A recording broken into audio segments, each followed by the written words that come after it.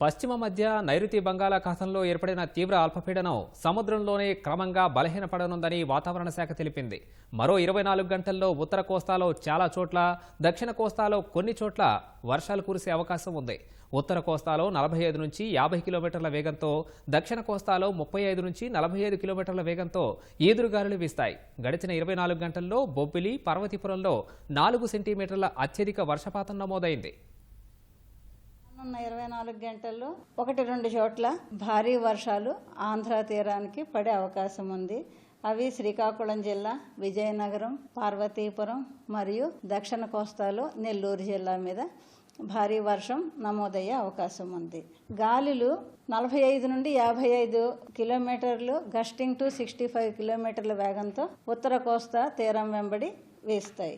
దక్షిణ కోస్తాకి క్వాలీ వెదర్ 35 నుండి 45 kilometres per hour, gusting to 55 kilometres per అవర్గా వీచే అవకాశం ఉంది.